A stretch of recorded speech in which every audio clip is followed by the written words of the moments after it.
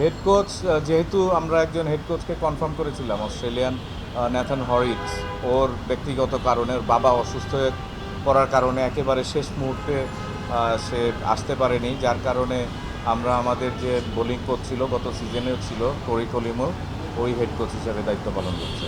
এটা তাদেরকে কিন্তু তাদের না, অবশ্যই না, কারণ তাদেরকে কিন্তু এইচপি প্রোগ্রামে আনা হয় না, অন্য জায়গা থেকে আনা হয়। যেমন ধরেন, আমরা এমার্জিং এশিয়া কাপ একটা টুর্নামেন্ট হয়, ওইখানে কিন্তু ওরা চারজন, আমাদের এইচপিতে আমরা প্রোগ্রামে রাখি আন্ডার 23 এইজ লেভেল, একটা ব্যারিয়ার থাকে।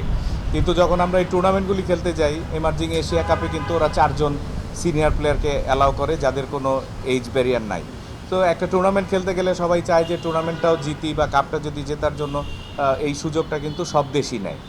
আমরা এশিয়ান গেমস খেলতে গিয়েছি, আপনার ইন্ডিয়ান টিমে এখন যারা ইন্ডিয়ান ন্যাশনাল টিমের এই রিসেন্ট T20 ওয়ার্ল্ড কাপের যারা মোস্ট সাকসেসফুল প্লেয়ার্সদের ভিতরে বেশ কয়েকজন কিন্তু, রিঙ্কু সিং ছিল, আর্শদীপ, এরা কিন্তু সব এশিয়ান গেমসেও কিন্তু আমরা তাদেরকে ফেস করেছি।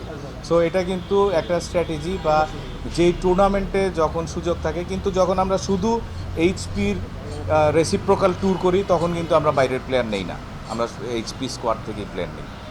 আশাবাদী আসলে এটা আমাদের জন্য একটা বড় অপরচুনিটি। এইখানে তিনটা ফরম্যাট, তিনটা ভার্সনেরই খেলা হবে। তো মেইনলি আমাদের যেই ফিউচার প্লেয়ার, তাদের জন্য এই অপরচুনিটিটা ক্রিয়েট করাই আমাদের সবচেয়ে বড় উদ্দেশ্য ছিল, যে longer version, one day and T twenty টুর্নামেন্টটা আসলে খুবই বড় একটা প্ল্যাটফর্ম হবে আমাদের আপকামিং প্লেয়ারদের জন্য, যেখানে বিগ ব্যাশের 5টা টিম থাকবে, ফ্র্যাঞ্চাইজি, ওদের যে অস্ট্রেলিয়ার ফ্র্যাঞ্চাইজি লিগ হয় T20, তারপরে পাকিস্তান এ, যেটা পাকিস্তান শাহিনস নামে ওরা খেলে, ওরা থাকবে। তো টুর্নামেন্ট ছাড়াও আমাদের যে প্লেয়ারদের জন্য একটা বড় অপরচুনিটি, এখানে কিছু ন্যাশনাল টিমে যারা খেলছে সেখানকার প্লেয়ারও নেওয়া হয়েছে, কারণ 2027-এ আমাদের যে অস্ট্রেলিয়ার সঙ্গে ট্যুর আছে, ওখানে খেলাটাও কিন্তু ডারউইনেই হবে। তো তাদেরও একটা প্রিপারেশন, কারণ অনেক সময় আমরা দেখি যে আমাদের নতুন প্লেয়ার বা একেবারে প্রথমবার খেলতে গিয়ে একটা আননোন একটা পরিবেশে ডেবিউ হচ্ছে। তো সেই জিনিসগুলি যেন না হয়, তার কারণেই কিন্তু আমরা এইচপি প্রোগ্রামে প্রত্যেক বছরই আমাদের রেসিপ্রোকাল একটা ট্যুর থাকে। বাট এটা নতুন একটা ইনক্লুশন, এবং আমরা তাদেরকে জানিয়েছি যে আমরা ভবিষ্যতে এটা কন্টিনিউ করতে চাই, এই সিরিজটা।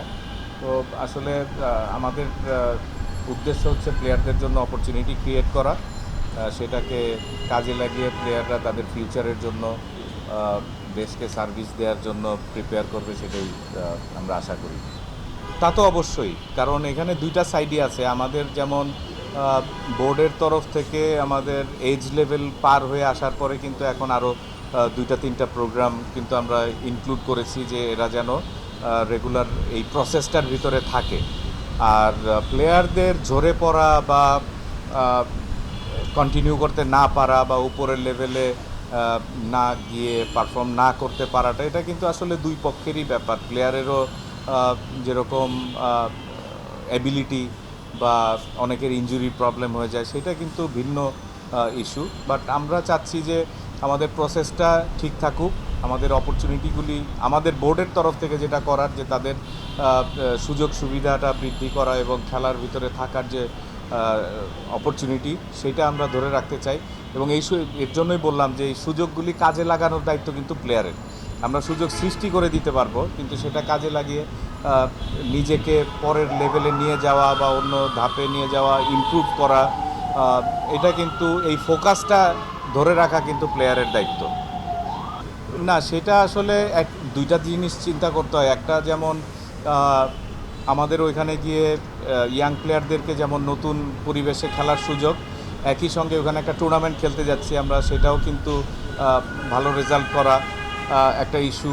আবার ওখানে আমাদের সামনে অস্ট্রেলিয়ার মতো একটা স্ট্রং প্রতিপক্ষের সঙ্গে আমাদের সিরিজ আছে, সেটাও কিন্তু আমাদের মাথায় রেখে এই সিরিজটায় টিমগুলি 3টা ফরম্যাটের টিম বানানো হচ্ছে। একই টিম কিন্তু 3টা ফরম্যাটেই খেলবে না, সো প্লেয়াররা আসা যাওয়ার ভিতরে থাকবে, যার যেখানে সুইটেবল সিলেক্টররা বসেছে, আমরা সিলেক্টরদের সঙ্গে আলাপ করেই কিন্তু বোর্ড এই ডিসিশনটা নিয়েছে যে আমরা কাদেরকে ওইখানে সুযোগগুলি দিব। আর এখন আসলে 26-27টা প্লেয়ারের কথা কোনো ইন্ডিভিজুয়াল, যেমন সাইফুদ্দিনের কথা বললেন, সেটা তার ব্যক্তিগত মতামত। নান্নু ভাই আগে সিলেক্টর ছিলেন, উনি ওনার মতামত দিয়েছেন, কিন্তু আমাদের যদি স্কোয়াডগুলি আমরা ফলো করি, আমাদের এইচপিতে 25 জন আছে, টাইগার্সে আছে প্রায় 22 জন 23 জনের মতো, এ টিমের একটা স্ট্রাকচার আছে, ন্যাশনাল টিম তো আছেই। তো সব মিলিয়ে যদি এখন আপনি হিসাবটা ক্লিয়ার, সবাই করতে পারবে যে আসলে 26-27 জন প্লেয়ার নিয়ে কাজ করা হয় না কত প্লেয়ার নিয়ে কাজ করা হয়।